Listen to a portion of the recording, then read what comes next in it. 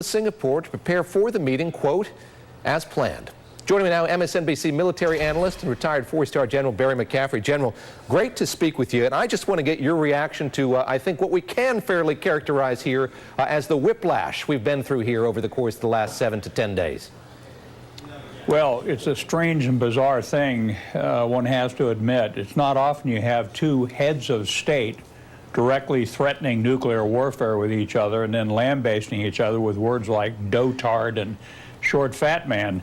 I hope that summit doesn't happen on 12 June. Dialogue with the North Koreans can be extremely useful only after we sit down and write out what are achievable objectives and what the carrot and sticks are that we're willing to employ to get there.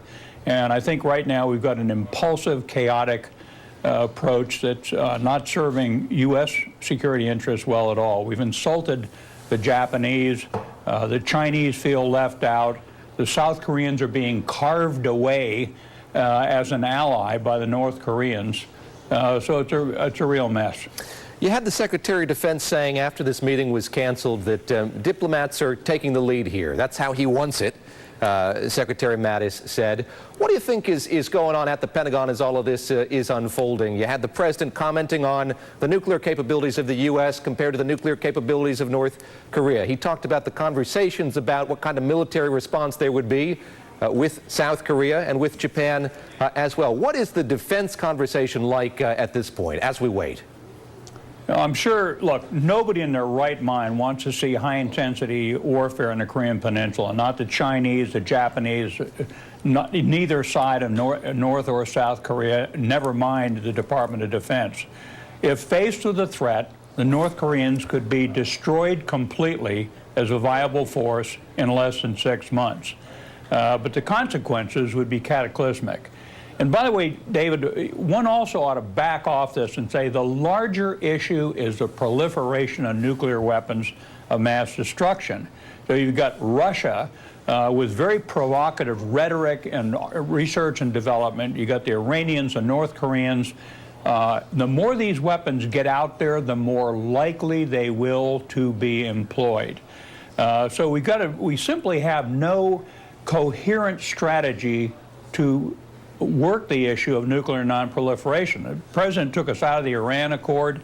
I think it was a bad accord, but it was a workable piece of structure. Now, what is our plan to not have these weapons become even more likely to be employed in the coming decade? You mentioned provocative language. I have to ask you about the role that Ambassador John Bolton has played in all of this. He talked about the Libya model. It was something that many people reported might have cooled the North Koreans to going to this summit, made them stand up the Americans when they got there to do some preliminary meetings, etc. What do you make of the role he's playing here? How comfortable are you with the counsel that the President is getting from his national security advisor?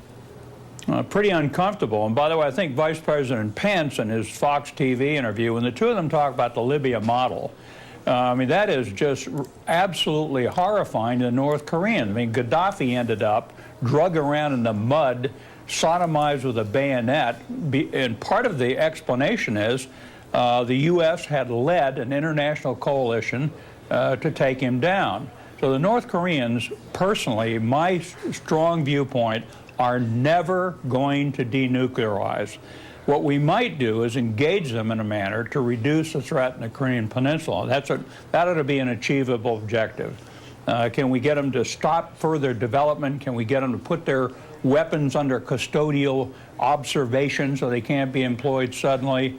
I think the Vice President and Bolton's language was destabilizing to these impulsive talks that the President had entertained. General, lastly here, I want you to react quickly to the news out of South America today that Josh Holt, this American who had been held captive in Venezuela, has been released thanks to the help of Senator Bob Corker and others. We see him there in footage from just a short while ago at the airport in Caracas, boarding a plane back to the U.S. He's going to meet with the President tonight. Just want to get your reaction to what we've seen unfold here today in Venezuela. Well, I've been following Venezuela for years. I've personally dealt with Chavez a lot. It's a tragedy. The people are starving. The country is imploding. Their neighbors are being inundated with hundreds of thousands of refugees. And we don't have really a strategic sense of how to go about confronting it. I'm happy this young man's released. I got to admit, though, that he's going right to the White House, be welcomed by the president. We are adding value to hostages by the way we deal with this. You know, the North Korean three hostages that just got released became a major diplomatic point of the endeavor. We shouldn't do that. We need to tell people, stay out of North Korea for starters, and stay out of Venezuela, and then try and get them as quietly, get them back as quietly as we can. Always good to get your perspective. Thank you very much. That's General Barry McCaffrey joining me from Seattle today. Good to be with you. Well, the politics of protesting, the NFL feels the fallout from its hard line on players who take